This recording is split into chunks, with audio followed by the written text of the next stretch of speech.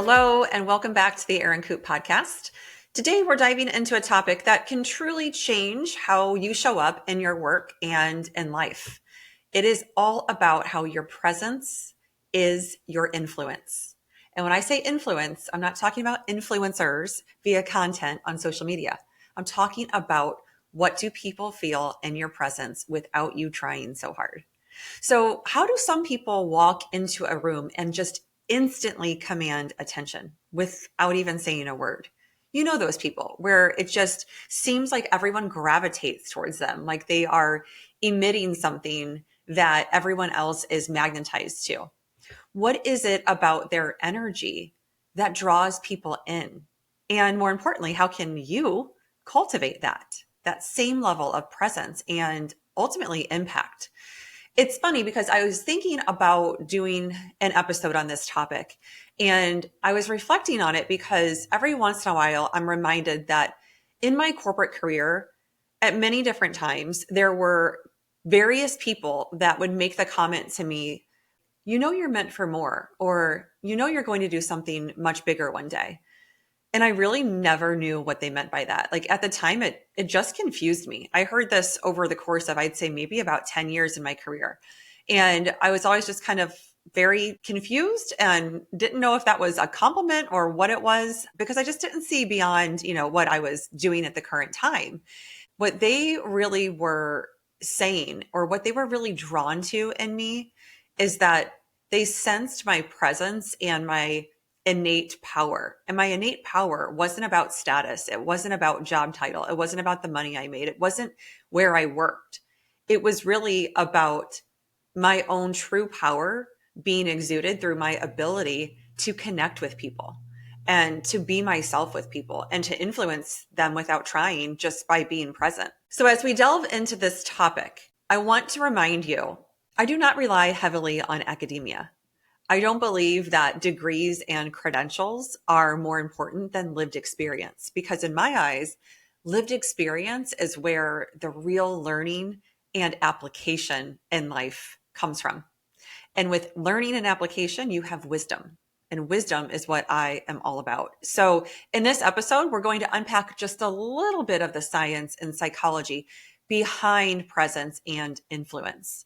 And I'll break down how your body language and your emotional state and your energy really do shape the way that others perceive you, and then give you practical tips to develop a more powerful presence that really speaks louder than words ever could. So let's dive in.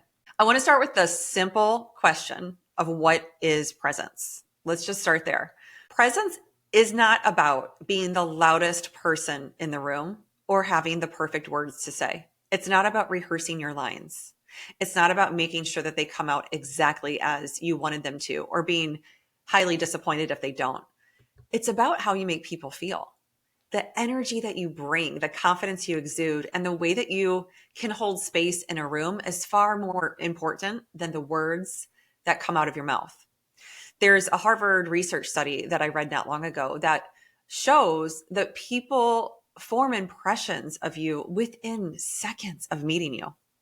And even hearing you, even if you're on a stage and you're not meeting a person, they're forming their first impression within seconds of hearing you. Now, what this is really about, it's not based on what you're saying. It's based on how you carry yourself. So our posture, our facial expressions, our level of attention and eye contact determine whether people see us as confident and trustworthy and influential, or as distracted and uncertain, or honestly forgettable, and just not really having an impact. And so the key is with this is that presence isn't something that you do. It is something that you embody. You are present, not you get presents. Well, I guess you do if it's Christmas, but you know what I mean, or whatever, your birthday. But it's a state of being, and it all starts from within, hence the work I love doing. So to talk just a little bit of science behind presence, every human being emits an energetic field. And this isn't woo-woo, this is physics. Your thoughts, emotions, and physiology create a frequency that others pick up on. Think about the last time you walked into a room where someone seemed really tense or really nervous or really anxious. You felt it, right? This is because our nervous systems are wired for what's called subconscious mirroring. We unconsciously pick up on and reflect the emotional state of those around us. If you have a family at home, if you have children, think about this. This is highly evident in your home with your children. Your energy and your emotions are always bouncing off of each other because you're reflecting to one another all the time what it is that you're experiencing. And so, what this means is that if you are calm and grounded, people will feel at ease. If you are confident and even keeled, people will trust you. If you are nervous or distracted or erratic, people will sense all of those things too. And that energy will spread. It's contagious, but not in a great way. So the first step to commanding a room without saying a word is to master your own energy. You cannot fake presence. You have to be it. And this comes from managing your own emotions. So no more projecting them onto others to make others feel them and take them on for you, because emotions are hard to manage.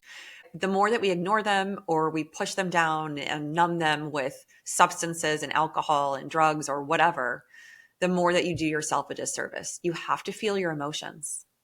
They're not scary. They're not bad. In fact, feeling your emotions is the key to liberating yourself from the pain and the baggage of trying not to feel them.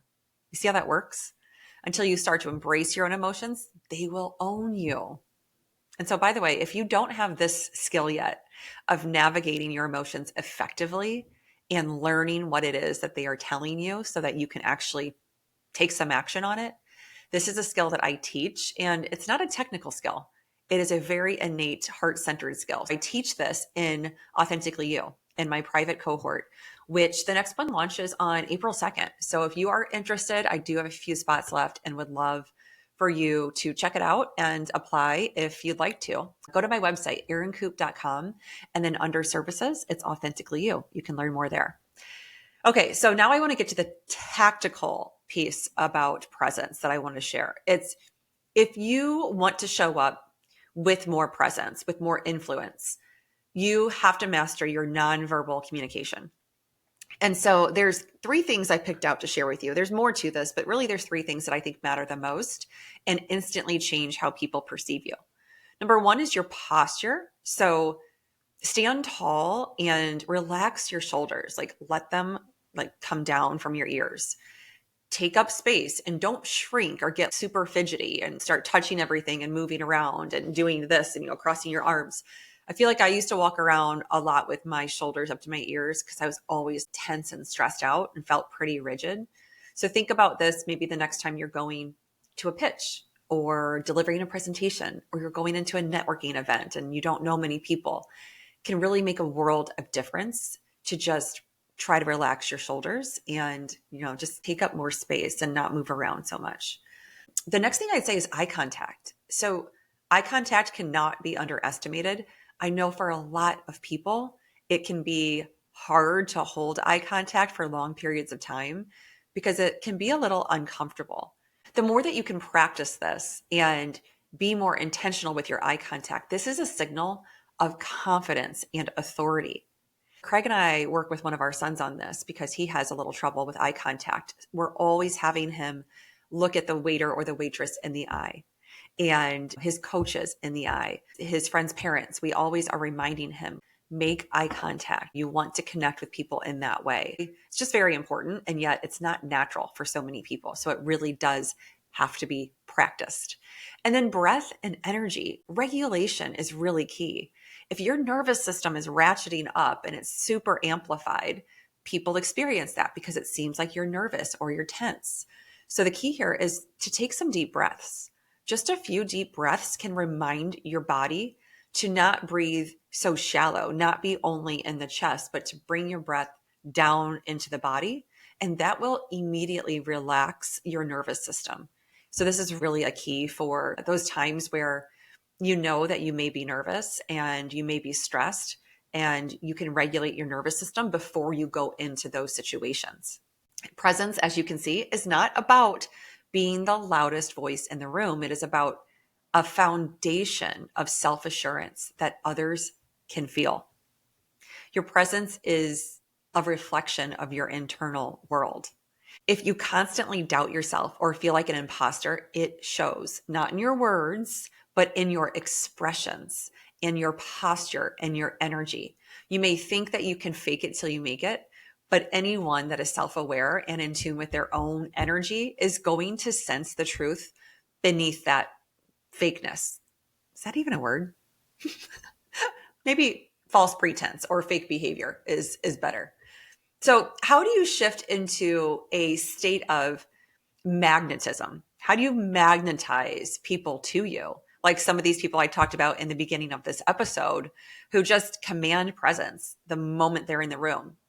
The key is walking into the room like you belong there. I used to say, walk in the room like you own it. Or years ago, I would say, walk in the bar like I own the place. But you do. You take up space because you own that space that you are in. You own this field, 10 feet around you. And that is for you to exude the authority and ownership over. And when you walk in without shrinking and crouching and, looking like you're not confident, you stand up tall and relax your shoulders and take those breaths and walk in like you belong there because you matter and you do belong there. The next thing I'd say is speak a little less and maybe observe a little bit more, because confident people aren't usually the ones rushing to fill silence. They kind of own the silence and they're okay with it. They're okay with the uncomfortable silence that may exist in some conversations, especially newer conversations. And also set an intention before you go into whatever that situation is where you may be nervous, whether it is that presentation or that networking event or that conference where you don't know many people. Just ask yourself, how do I want to be perceived in this room or at this event? How do I want others to feel in my presence? And make a decision on what that is. And then tell yourself that. You have to believe it in order to see it in your reality. So your body and your energy will follow what it is you're thinking about. So put those thoughts in your mind intentionally. Thank me later. When you truly embody presence, people notice.